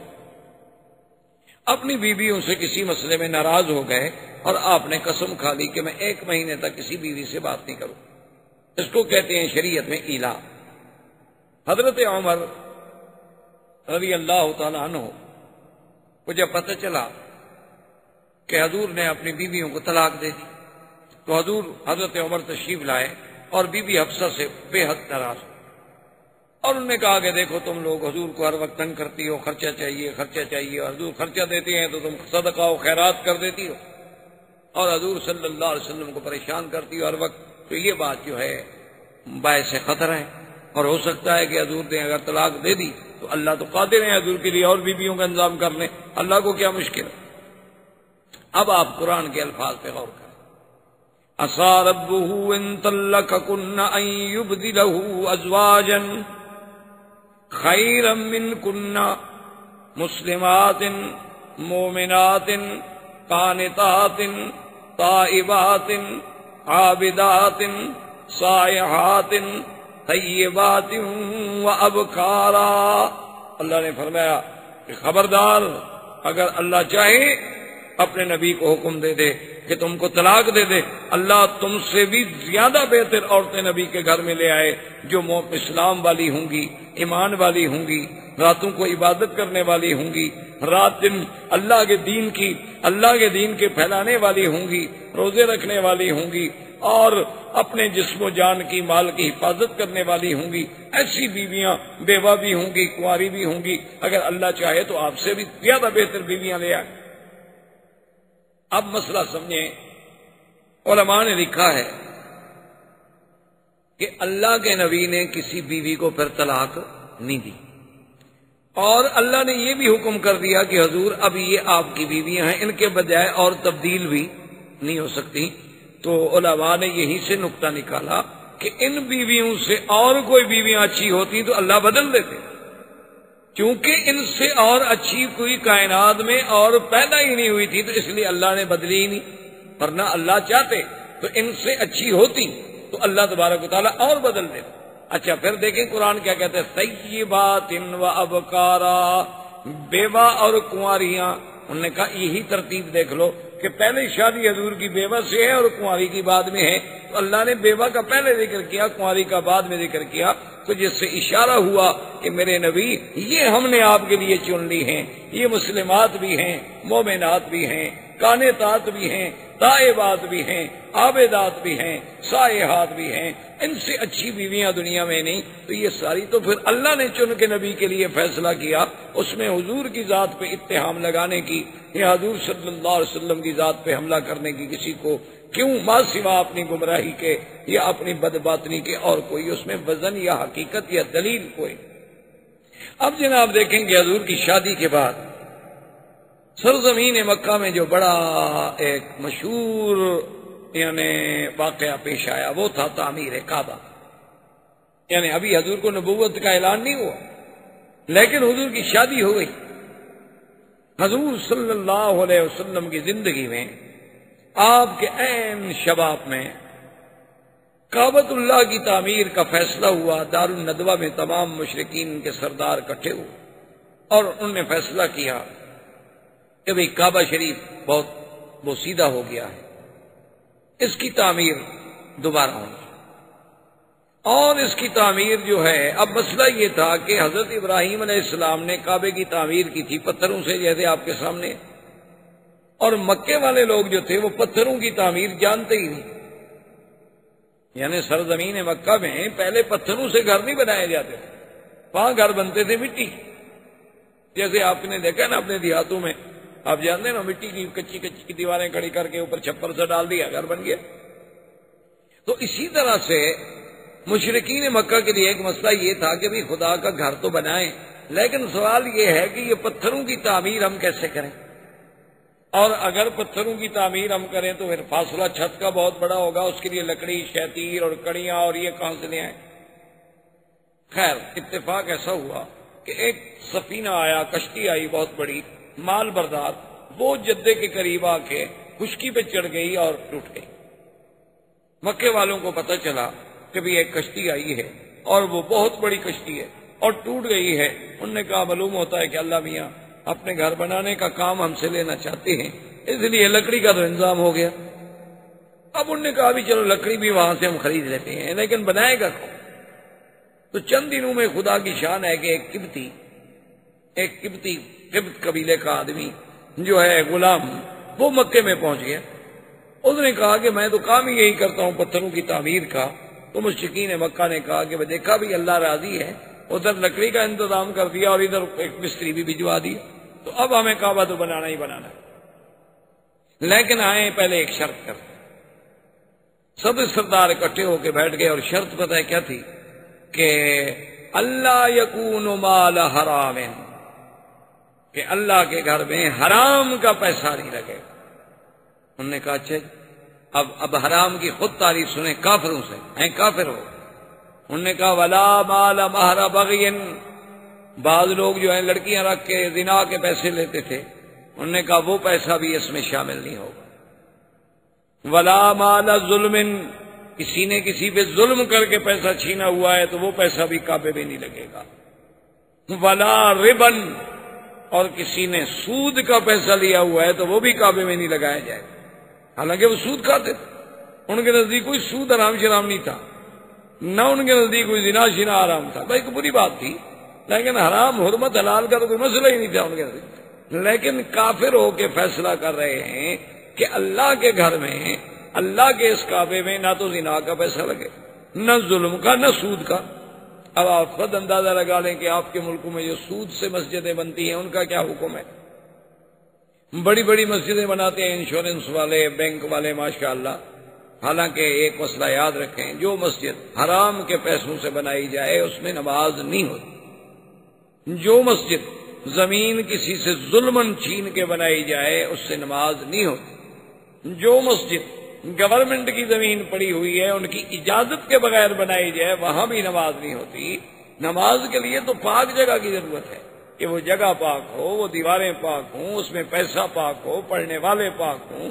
تو اب یہ کافر ہیں، مشورہ کر رہے ہیں، مشورہ ہو گیا، اب اس کے لیے پیسے اکٹھے کیے تو پیسے تھوڑے ہو گئے، کیوں حلال کے پیسے اکٹھے کرنا تو بہت تھوڑا ہے نا۔ تو انہوں نے جب کہا کہ بھئی اب یہ پیسے تو اس سے تو عمارت نہیں بنتی، انہوں نے کہا اچھا ایسا کرتے ہیں کعبہ شریف کو تھوڑا چھوٹا کر دیتے، لیکن حرام کے پیسے نہیں رکھتے۔ تو یہ جو ہجر اسماعیل ہے اس میں میزاب رحمت ہے، یہ حتیم جسے آپ کہتے ہیں، تو اس طرف سے انہوں نے کعبۃ اللہ کا کچھ حصہ باہر نکال کے دیوار اندر کر دی، کعبہ چھوٹا ہو گیا۔ تو انہوں نے کہا کعبہ شریف چھوٹا کر دو لیکن حرام کا پیسہ نہیں لگے۔ حلال کے پیسوں سے وہ لکڑی خریدی، سارا سامان تیار ہو گیا۔ اب مسئلہ یہ تھا کہ پہلے آخر کعبہ گرے گا تو بنے گا نا، اگر پہلی عمارت گرائی نہ جائے تو بنائے کیسے؟ اب انہوں نے کہا جی بات تو ٹھیک ہے لیکن گرائے کون؟ اللہ کے کعبے کو، اللہ کے گھر کو کون گرائے؟ یہ تو آج ہے نا لوگ فخر سمجھتے ہیں کہ جی ہم نے بابری مسجد گرا دی، ہم نے فلاں مسجد گرا دی، ہم فلاں مسجد گرا دے گئے، اور اس کی اینٹیں لگانا اور اکھاڑنا جو ہے وہ بھی عبادت شمار کیا گیا ہندوؤں کے نزدیک، کہ جو مسجد کی اینٹ اٹھا کے پھینک دے وہ بھی بڑا نیکی کا کام کر رہا ہے، اور جو دوسری جگہ سے آ کر اینٹ لگائے گا مندر کی وہ اور نیکی کا کام کر رہا ہے۔ جب عقل پہ پردے پڑ جائیں تو پھر اللہ ہی ہدایت دے سکتا ہے، انسان تو نہیں دے سکتا۔ انہوں نے کہا جی خدا کے گھر کو کیسے توڑیں؟ بڑی مشکلوں کے بعد ولید ابن المغیرہ ان کا بہت بڑا سردار تھا، اس نے کہا کہ بات سنو، میں بوڑھا آدمی ہوں، یہ ولید وہ ہیں جو حضرت خالد کے باپ۔ انہوں نے کہا میں بوڑھا آدمی ہوں، ایسا کرتے ہیں کہ پہلے کعبہ شریف میں توڑتا ہوں، اگر تو مجھے کچھ نہ ہوا تو فہو المراد، ہماری منت پوری ہو گئی، اور اگر مجھے کچھ ہو گیا تو چلو میں بوڑھا آدمی ہوں، کوئی جوان تو پر ہے نا۔ اب جناب جب کعبہ توڑنے کے لیے آئے، آخر دیوار کے اوپر چڑھیں گے تو توڑیں گے، اندر دیکھا تو ایک بہت بڑا اژدہا، ایک بہت بڑا سانپ بیٹھا ہوا ہے۔ اب جناب بھاگے پیچھے، انہوں نے کہا بھی اندر تو سانپ بیٹھا ہوا، اگر ہم نے پتھر وتھر گرا بھی دیے وہ تو اندر بیٹھا ہوا ہے نا، اس کا کیا کریں گے؟ اور وہ اتنا بڑا ہے کہ اس کو ہم مار بھی نہیں سکتے۔ انہوں نے کہا کہ اب اس کا علاج یہ ہے کہ سب مل کے رات اللہ سے دعا مانگ کہ اللہ میاں تو ہماری نیتوں کو تو جانتا ہے، ہمارا مقصد تو تیرے گھر کی تعمیر ہے، کوئی توہین تو ہے نہیں، ہم اس لیے تو نہیں توڑ رہے ہیں کہ تیرے گھر کو مٹا دیں، ہم تو اس لیے توڑ رہے ہیں کہ یہاں نیا بنائے۔ تو کہتے ہیں کہ صبح جب ہوئی سارے قریش سرزمین کعبہ پہ موجود تھے کہ اجیاد کی جانب سے ایک بہت بڑا پرندہ آیا اور اس نے اس سانپ کو اپنے چونچ میں پکڑا اور اٹھا کے سب کے سامنے لے گیا۔ تو انہوں نے کہا بھی معلوم ہوتا ہے اللہ راضی ہو گیا، سانپ بھی چلا گیا۔ پھر بھی انہوں نے کہا کہ نہیں بھائی یہ ٹھیک ہے، سانپ تو چلا گیا لیکن بہرحال ولید ہی توڑے۔ تو ولید کو دال لے کے کعبے کی دیوار پہ چڑھا، 2-3 پتھر توڑ دیے۔ اس نے کہا اب تو آؤ، کچھ نہیں ہوا۔ انہوں نے کہا کہ نہیں، ابھی رات گزرنے دو، ہم پہلے ہاتھیوں کے بادشاہ کا حشر دیکھ چکے ہیں، وہ بھی کعبہ توڑنے آیا تھا، ہم تو اتنی غلطی نہیں کرتے۔ اب 24 گھنٹے گزر گئے، اس نے کہا بھی اب تو میں ٹھیک ہوں، اب تو کچھ نہیں ہوا۔ انہوں نے کہا نہیں، پہلے تم اپنے بچوں سے کہو کہ وہ تمہارے ساتھ کھڑے ہو کے توڑے۔ تو ولید اپنے بچوں کو لے کے چڑھا اور دیوار پہ پتھر توڑے، پھر سارے قریش ملے، وہ دیواریں توڑی گئیں، اس کے بعد کعبہ بنایا گیا۔ تو اس کعبے کی تعمیر میں سرکار دو عالم صلی اللہ علیہ وسلم بھی شریک، یعنی حضور پاک صلی اللہ علیہ وسلم بھی اس کعبہ بنانے میں شریک۔ اب جب حجر اسود کا وقت آیا، اب سب قوم لڑنے مرنے پہ آ گئے۔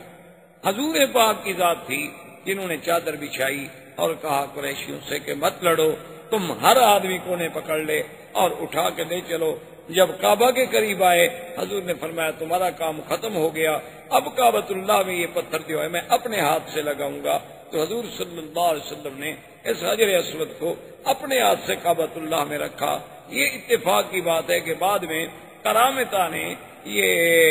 یعنی حجر اسود جو ہے، کرامتا ایک بہت بڑا بے دین فرقہ گزرا ہے، انہوں نے ایک دفعہ اپنا کعبہ بنایا تھا بحرین میں، اور وہ اپنے کعبے کے لیے یہاں سے حجر اسود توڑ کے لے گئے۔ بعض تاریخوں میں ہے کہ 20 سال اور بعض تاریخوں میں ہے کہ 70 سال کا عرصہ جو ہے یہ پھر کرامتا کے پاس رہا۔ اچھا، اور خدا کی شان دیکھو کہ جیسے آج یعنی 1419 14 صدی کے بعد، کیونکہ میں 20ویں صدی کا ذرا قائل کم ہوں، ویسے آج کل تو بڑا پراپگنڈا ہوتا ہے نا، 20ویں صدی میں داخل ہو رہے ہیں، 20ویں صدی میں داخل ہو رہے ہیں، پتہ نہیں یعنی مسلمان ہو کے کافر بن رہے ہیں، کیا کر رہے ہیں؟ ہمیں سمجھ نہیں آئی آج تک کہ 20ویں صدی کہاں سے آ گئی۔ وہ بھائی 20ویں صدی تو عیسائیوں کی ہے، اس کا مسلمانوں سے کیا تعلق؟ یہ 1999 1998 یہ کیا ہے؟ یہ تو سن میلاد ہے، اس کا تعلق تو عیسائیوں سے ہے، مسلمانوں کے ساتھ کیا تعلق ہے 20ویں صدی کا؟ لیکن افسوس ہے ہر مسلمان اخباریں پڑھیں جناب 20ویں صدی میں ہم داخل ہو رہے ہیں اور 20ویں صدی میں ہم یوں داخل ہوں گے اور 20ویں صدی میں ہم یوں داخل ہوں گے۔ خدا کے بندے کون سا پہاڑ مار رہے ہو؟ 20ویں صدی میں تم داخل ہو رہے ہو، پتہ نہیں اللہ پہلے مار دے، تم کیسے داخل ہو رہے ہو؟ اتنی بڑی جہالت کی باتیں کرتے ہیں، یہ نہیں سوچتے کہ دشمن کا پراپگنڈا ہے کہ اسلام کی ہجری تاریخ ہمارے دماغوں سے نکل جائے، اتنا پراپگنڈا کر دیا جائے کہ اسلام کی عظمت کا جو نشان ہے تاریخ ہجرت وہ ہمارے دماغوں سے صرف ہو جائے۔ کبھی آپ نے سوچا ہے، آپ کہتے ہیں جی کہ یعنی اچھے خاصے پڑھے لکھے دوستوں میں بھی کب بھی ہمارا درس ہو، کہتے ہیں نہیں منڈے شام، وہ بھائی منڈے تو یہ مون ڈے کو کہتے ہیں، چاند دیوتا، سنڈے سورج دیوتا، یہ تو کافروں کے نام ہے، آپ نے پتہ نہیں کہاں سے یاد کیے ہوئے، یہ سب کافروں کے نام ہے، ویڈنسڈے سنڈے منڈے ٹیوزڈے، یہ سارے جو ہیں یہ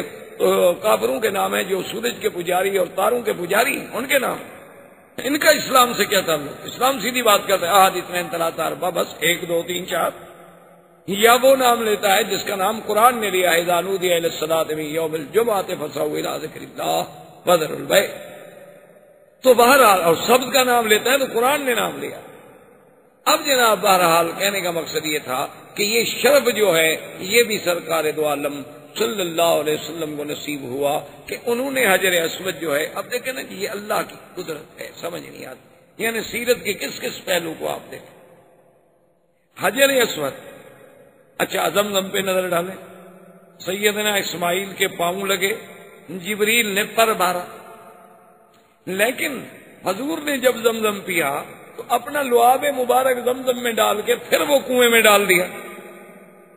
تاکہ قیامت تک امت کو ایک نبی کے پاؤں،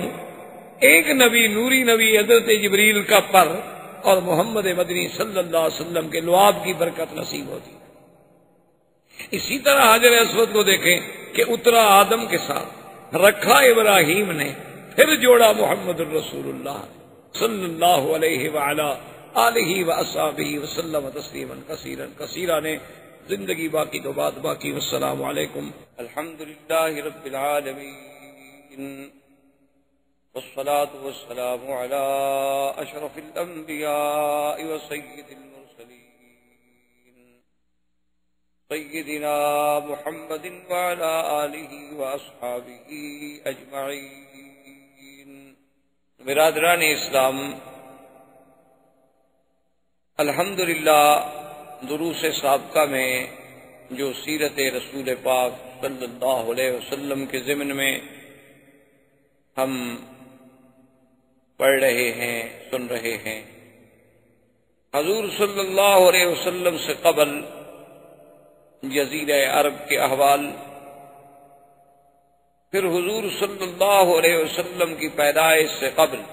آپ کے بارے میں مبشرات، اشارات، ارہاسات، اور پھر حضور صلی اللہ علیہ وسلم کی ولادت با کرامت، با سعادت، با برکت و با رحمت، اور اس کے بعد حضور صلی اللہ علیہ وسلم کا زمانہ رضاعت، اور زمانہ رضاعت کے بعد حضور صلی اللہ علیہ وسلم کا واپس مکہ میں تشریف لانا، عبد المطلب کی کفالت، عبد المطلب کی اس کے بعد موت، اور پھر حضور صلی اللہ علیہ وسلم کا اپنے چچا ابی طالب کی کفالت میں منتقل ہونا، اور اسی کفالت کے دوران میں قریش مکہ کا تجدید کعبہ کا پروگرام، اللہ کے کعبے کی تعمیر، اور اس تعمیر میں بھی سرکار دو عالم صلی اللہ علیہ وسلم کی شرکت، اور حضور صلی اللہ علیہ وسلم کا اپنے ہاتھوں مبارک سے حجر اسود کی تنصیب، یہ تمام مراحل تقریباً، پھر حضور صلی اللہ علیہ وسلم کا سفر، آپ کا سفر تجارت اموال خدیجہ سے اور میسرہ غلام کی معیت، اور پھر حضور صلی اللہ علیہ وسلم کی شان میں عظیم عظیم مبشرات، عظیم عظیم اشارات و علامات کا میسرہ کا دیکھنا، پھر سیدہ خدیجہ سے نکاح، اور ابی طالب نے خود ہی پھر خطبہ نکاح پڑھا اور حضور صلی اللہ علیہ وسلم کا نکاح ہوا، اور حضور صلی اللہ علیہ وسلم کا عین شباب کا دور تھا کہ آپ کی عمر مبارک 25 سال اور سیدہ خدیجہ رضی اللہ تعالی عنہا کی عمر جو تھی وہ 40 سال۔ اب حضور صلی اللہ علیہ وسلم مکی زندگی میں ہیں۔ یہاں تک تقریباً ہم نے سیرت مبارک کے کچھ پہلو تھے، اور یہ بھی عجیب اور حسن اتفاق ہے کہ اللہ تبارک و تعالی نے ہمیں سیرت کے بیان کے لیے توفیق دی، اور اتفاق سے آج دیکھیں کہ ربیع الاول کا مہینہ بھی، تو اس مہینے میں ربیع الاول میں ہی حضور صلی اللہ علیہ وسلم کی ولادت و شہادت ہے۔ وہ علماء کا اختلاف ہے، لیکن راجح قول مبارک یہی ہے کہ حضور صلی اللہ علیہ وسلم ربیع الاول ہی میں پیدا ہوئے۔ اب اس میں تو اختلاف ہے کہ 9 تاریخ تھی یا 12 تاریخ تھی، لیکن مہینے میں کوئی اختلاف،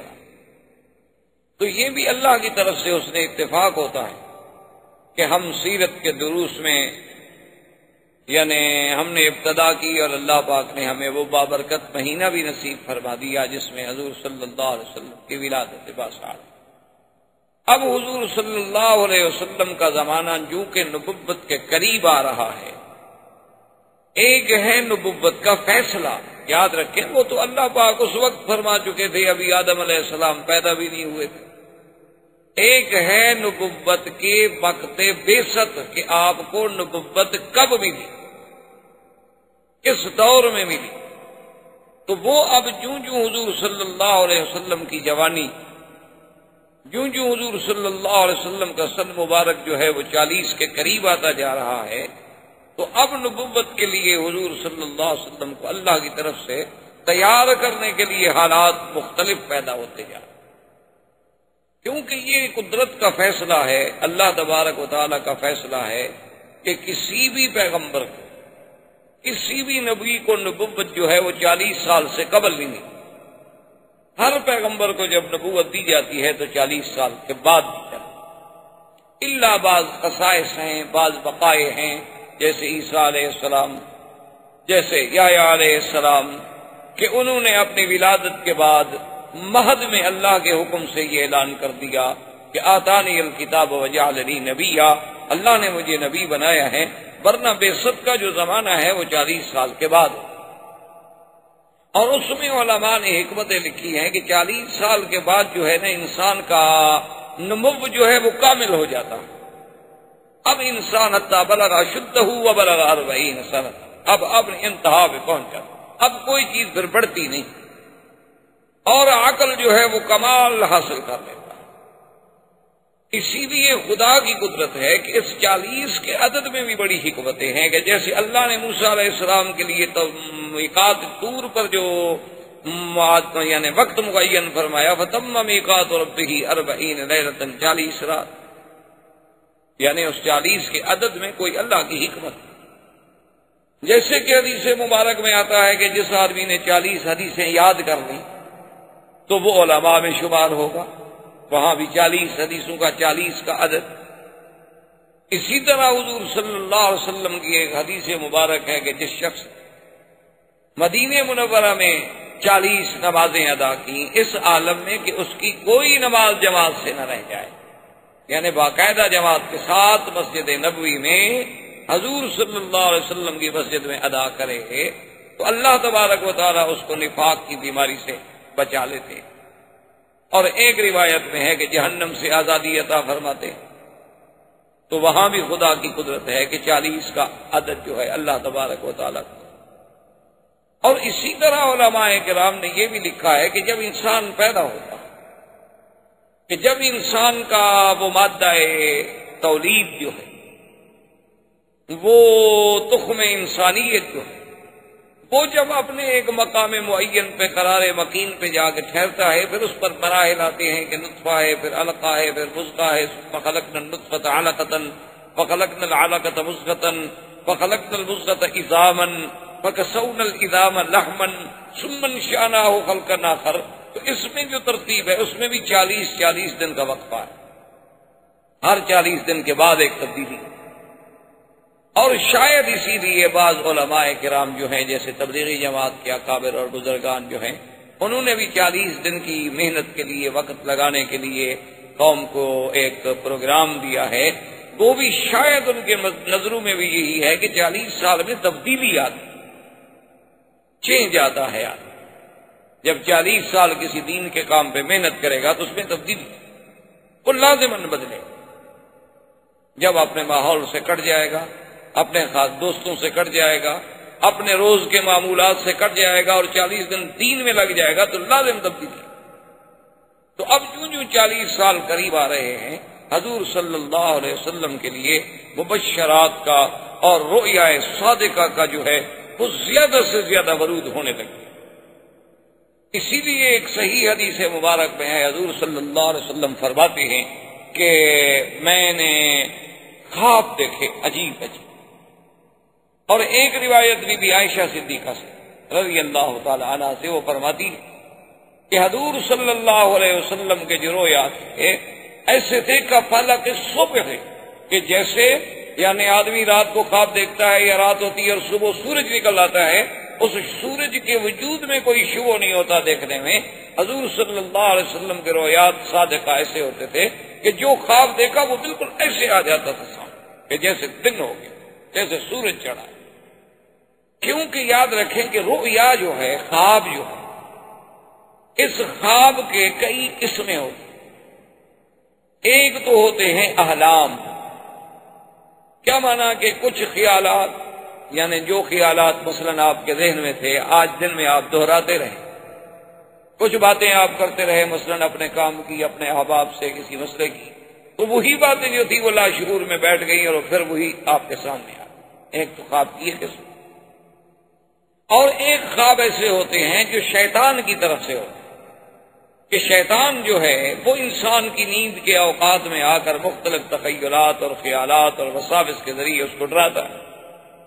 یہ بھی خواب کی ایک قسم۔ اور ایک خواب جو ہے وہ حقیقتاً میرے اللہ کی طرف سے ہوتے ہیں، وہ خالص رحمانی ہوتے ہیں۔ اور اسی طرح یاد رکھ لیں اور بات سمجھ لیں کہ اللہ کے جو بندے ہیں، اولیاء اللہ ہیں، عباد اللہ الصالحین ہیں، ان پر شیطان کا زور چلتا نہیں۔ اور خاص طور پہ آقا انعامدار سرکار دو عالم صلی اللہ علیہ وسلم کہ جن کو اللہ نے ایسا مقام عصمت نصیب فرمایا کہ جس کے ایک ایک زندگی کے لمحے پر میری اللہ کی قدرت کا گویا پیرا بیٹھا ہوا کہ یعنی وہ باتیں جو بچپن میں عام بچے کرتے ہیں حضور پاک سے وہ بھی سرزد تھی، وہ اعمال جو عام لوگ اس زمانے میں کرتے تھے ان کی عادت تھی، وہ عیب بھی نہیں سمجھے جاتے تھے، برے بھی نہیں سمجھے جاتے تھے، لیکن حضور پاک سے وہ بھی نہیں ثابت۔ یعنی شادیوں میں شرکت کر لینا، یا شادیوں میں کوئی قصے کو سے قصہ سن لینا، یا شادیوں میں کوئی دک شپ بجانے والی عورت آ گئی یا بچی آ گئی یا کوئی آ گئی، اس قسم کا یعنی اہتمام ہو جانا، یہ عام چیزیں تھیں اور بچپن میں اور بچوں کے لیے ایسا کوئی مسئلہ نہیں۔ اور اس وقت تو ابھی شریعت کا کوئی نزول بھی نہیں، نبوت بھی نہیں ملی، اعلان نبوت بھی نہیں ہوا، لیکن 2 دفعہ حضور صلی اللہ علیہ وسلم نے قریش کی شادیوں میں شرکت کی کہ میں ان کی شادیوں کو دیکھوں کہ کیا ہوتا ہے، کیا رسوم ہیں، کیا طریقہ کار ہے، لیکن حضور فرماتے ہیں غالباً النوم، اللہ نے مجھ پہ نیند مسلط کر دی اور میری نیند اس وقت کھلی جب سورج نکل آیا، شادی ختم، برات ختم، لوگ چلے گئے، حضور اکیلے سو رہے۔ تو جس نبی کی زندگی پر نبوت سے پہلے اتنا پہرا ہو، اتنی حفاظت کا انتظام کیا جائے کہ یعنی کوئی ایک لمحہ بھی حضور صلی اللہ علیہ وسلم کا غفلت میں نہ گزرے، ایک لمحہ بھی حضور صلی اللہ علیہ وسلم کا فرمان حکم خداوندی کے خلاف نہ گزرے، اس پیغمبر کی زندگی کے بارے میں آپ اس کے کس کس پہلو کے سوچیں۔ تو اس پیغمبر کا رویا، اس نبی کے خواب کیسے غلط ہو سکتے؟ کیونکہ شیطان تو حملہ کر نہیں سکتا، اللہ نے پہرا لگا دیا ہے، شیطان کو تو طاقت ہی نہیں۔ تو اب باقی تو مسئلہ صرف یہ رہ گیا کہ ان کو جب خواب آئے گا تو وہ بھی رحمان کی طرف سے ہوگا، اور جب رحمان کی طرف سے ہوگا تو وہ سچا ہوگا۔ اور خواب کے ضمن میں ایک بات یاد رکھتے ہیں، حضور صلی اللہ علیہ وسلم کی حدیث مبارک میں ہے کہ ایک تو خواب کے بارے میں کبھی جھوٹ نہ بولا کرے، کیا مانا کہ آپ نے خواب نہیں دیکھا اور کہتے ہیں کہ میں نے خواب دیکھا ہے؟ یہ سیدھا اللہ پر جھوٹ باندھنا ہے، افتراء علی اللہ ہے، کیونکہ خواب تو اللہ کی طرف سے آئے گا۔ اور جب آپ نے ایک خواب نہیں دیکھا ہے اور آپ بلا وجہ کہہ رہے ہیں تو گویا آپ اپنے اللہ پر جھوٹ باندھ رہے ہیں۔ ایک دوسری بات خواب میں یہ یاد رکھیں کہ اگر آپ نے خواب دیکھا اور خواب ایسا تھا کہ جس میں آپ کے پیچھے سانپ دوڑ رہا ہے، اونٹ دوڑ رہا ہے، کوئی مار رہا ہے، کوئی کھا رہا ہے، ڈرانے والا خواب تھا، تو اس کا علاج یہ بتلایا حضور نے کہ اپنے بائیں طرف 3 دفعہ تھوک دیں اور لا حول ولا قوت الا باللہ العلی العظیم، اعوذ باللہ من الشیطان الرجیم پڑھ کے کروٹ بدل کے سو جائیں، اور پھر اس خواب کو کسی بندے پر ذکر نہ کریں، نہ بھائی پر، نہ بیٹے پر، نہ باپ پر، نہ اپنے پر، نہ پرائے پر، فرمایا کسی کو نہ بتائیں، لا تضرہ ابدا، کبھی آپ کو نقصان نہیں۔ 2 باتیں۔ اور تیسری بات خواب میں یاد رکھیں کہ اگر آپ نے خواب دیکھا ہے اور آپ کی نظروں میں وہ خواب بہت اچھا ہے، یا خواب ایسا ہے جس کی حقیقت آپ کو سمجھ نہیں آ رہی، تو اس کے لیے بھی حکم ہے کہ لا یذکر الا علی حبیب او لبیب، اپنے کسی دوست کو ذکر کرے اور اس دوست کو ذکر کرے جو صاحب عقل ہو اور صاحب علم ہو، کسی غلط آدمی کو ذکر نہ کرے، کیونکہ الرؤیا علی رجل طائر ما لم يعبر، حضور نے فرمایا کہ رؤیا جو ہے یہ ایسے ہے جیسے پرندے کے پاؤں پہ کوئی دانہ رکھا ہو، پر یوں کرے گا تو دانہ گر جائے گا۔ جب تعبیر والا تعبیر غلط دے گا تو کبھی کبھی اسی طرح واقع ہو جاتا ہے جیسے اس نے تعبیر۔ تو جب آپ کسی لبیب پر، کسی عالم پر اپنے خواب کا ذکر کریں گے تو وہ اس کی اچھی تعبیر پیش کرے گا، یا پھر آپ کو کسی اور عالم کے پاس بھیجے گا کہ بھئی میں حل نہیں کر سکتا، فلاں آدمی کے پاس چلے۔ تو خواب کے بارے میں بڑے بڑے احکام ہیں، لیکن اللہ کے نبی کا خواب ایسے ہوتا ہے جیسے اللہ کی وحی ہوتی ہے، یعنی جیسے وحی میں شک نہیں، اللہ کے نبی کے خواب میں بھی کوئی شک، کیونکہ نبی معصوم، شیطان کا حملہ ہو نہیں سکتا۔ جب بھی نبی کا خواب ہوگا تو رحمانی ہوگا، اور جب رحمانی خواب ہوگا تو وہ سچا ہوگا۔ اسی لیے تو بی بی عائشہ فرماتی ہیں کہ حضور کے ایسے خواب ہوتے تھے کہ فلک صبح ایسے معلوم ہوتا تھا کہ جیسے صبح سامنے، یعنی ایسی حقیقت۔ اور اسی لیے حضور پاک نے ارشاد فرمایا ہے، یہ خواب کی بہت بڑی اہمیت۔ ایک حدیث مبارک میں یہ بھی آتا ہے کہ لم یبقى من النبوۃ الا المبشرات الرؤيا الصالحة يراها المؤمن او يرى له، او كما قال النبي صلی اللہ علیہ وسلم۔ حضور نے فرمایا کہ اب نبوت تو ختم ہو گئی، اللہ نے مجھے خاتم النبیین بنا کے بھیجا، نبوت کا دروازہ بند، رسالت کا دروازہ بند، اب کچھ نہیں بچا۔ ہاں مبشرات ہیں، خواب ہیں کہ کبھی ایک عبد مومن صالح اللہ کا بندہ خود خواب دیکھتا ہے، یا اس کے لیے کوئی اور آدمی خواب دیکھتا کہ بھئی میں نے آپ کے لیے یہ خواب دیکھا ہے بہت اچھا۔ کبھی آدمی اپنے لیے خود دیکھتا ہے اور کبھی اس کے لیے کوئی اور اللہ والا بندہ دیکھتا ہے۔ اور آپ نے فرمایا کہ یہ رویا جو ہے جز 46 جزءا من النبوت، کہ تقریباً یہ 46واں حصہ ہے نبوت کے حصے میں سے، یعنی 46واں حصہ ہے نبوت کے حصے میں سے۔ اور بدقسمتی سے اسی حدیث کو سامنے رکھ کر مرزا قادیانی نے اپنی نبوت کے لیے بھی ایک راستہ نکالنے کی کوشش کی۔ اس نے کہا کہ جب نبوت کی ایک جز تو باقی ہے پر نبوت بند تو نہ ہوئی، چلو 46ویں ہی صحیح، کیوں؟ دشمن تو انتظار میں ہوتا، مخالف جو ہے وہ انتظار میں ہوتا، باطل فرقے جو ہیں اسی انتظار میں بیٹھے ہوتے ہیں کہ اب مسلمانوں کے قرآن سے حدیث سے کوئی ایک لفظ تو ہمیں ملے نا۔ احباب کرام، اس کے بعد اب آپ اس مبارک سلسلے کی CD نمبر 5 سماعت فرمائیں۔